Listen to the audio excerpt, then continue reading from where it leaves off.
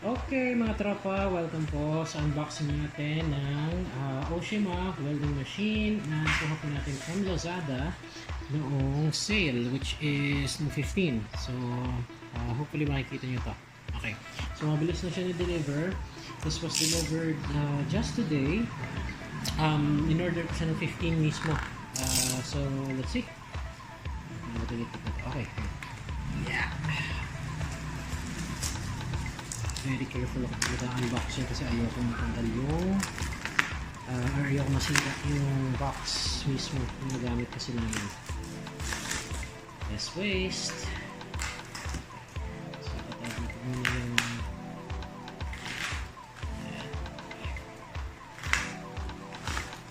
nakikita ko sa camera. Yep, it is.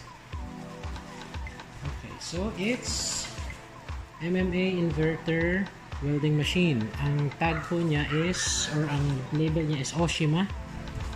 Hindi ko alam kung nakikita nyo. Ayun, ayun. Side.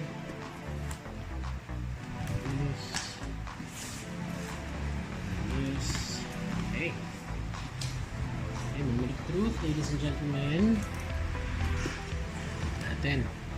So, presenting the Oshima welding machine. Tchanan! Okay, ayan po siya, naka-plastic. Okay, smells new. Siyempre bago. And let's just get rid of the plastics. And let's see. Okay, so that's in the box. Meron po tayong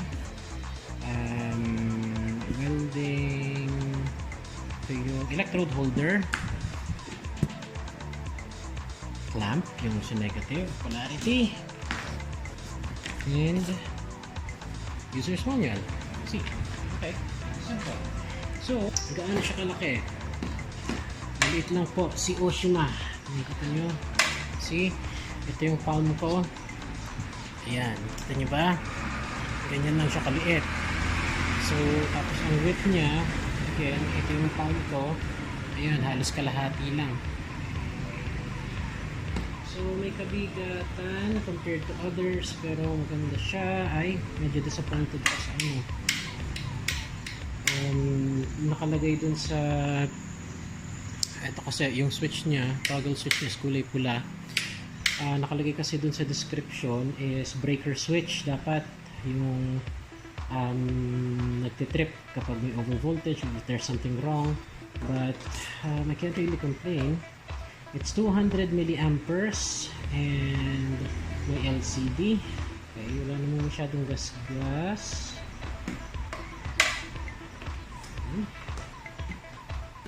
So, ayun po siya. But for now, ito po yung itsura niya. Okay, yan, Oshima welding machine.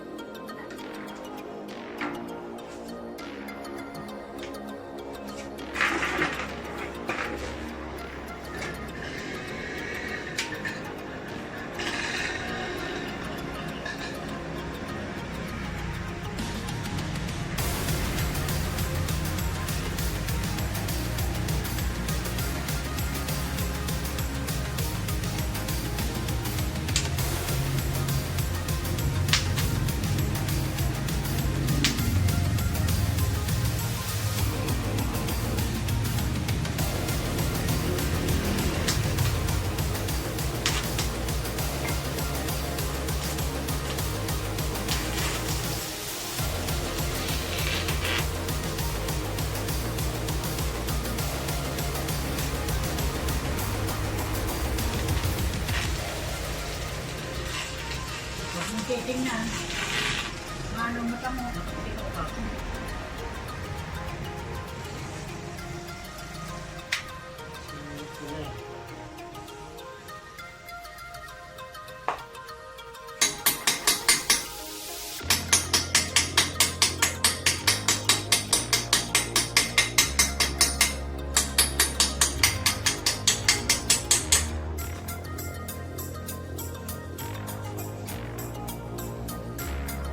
Yeah.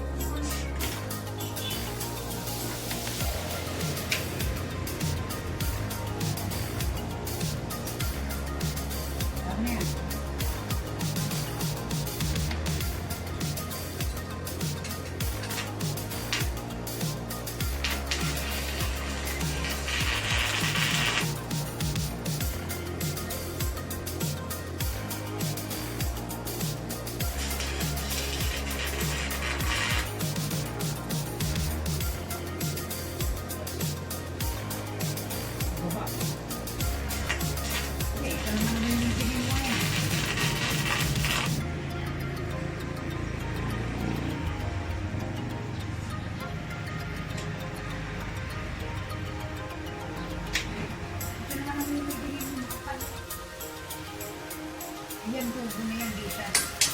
Mahina ano.